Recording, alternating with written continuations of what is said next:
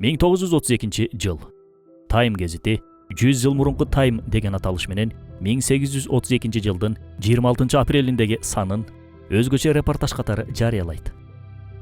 Бул репортаж чынында англиялыктарды жер каратып уялта турган бир чыгарылыш болчу.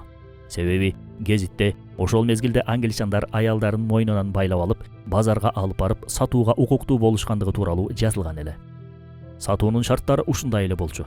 Аялдын акысы 2 шиллингден кем болбошу керек жана аялдын мойнуна байланган жип сөзсүз жаңы болушу зарыл эле. Тарыхчылардын айтымында бул аялын сатуу салты Англияда 17-кылымдын аягында пайда болгон.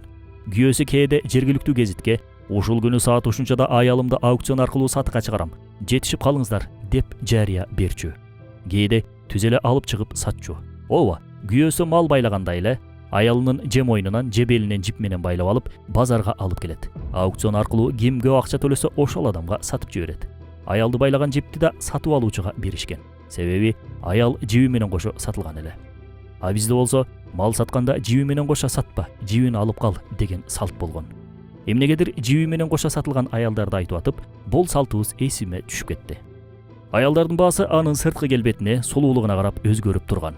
Мисалы, бир кружка пивого сатылган аялдарда болгон. Бул жапайы адат тууралуу Томас Харди аттуу жазуучунун Кестер Бридждин Мэри деген романынан да көрө алабыз. Романда башкы каарман аялын сатып жиберип, бирок ошол окуя үчүн өмүр бою өкүнүп жүрүп, акырында кайтыш болуп кетет.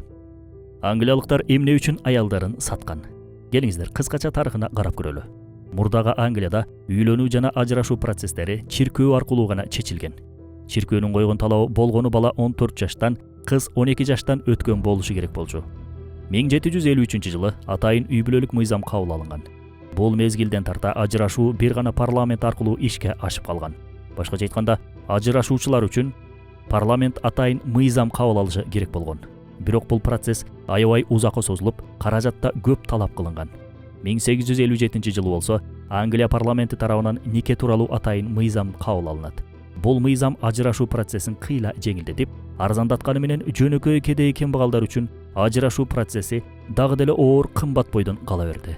Кээ бирлери ажырашкандын ордуна жөн гана качып кутулуп кетүүгө да аракет кылчу.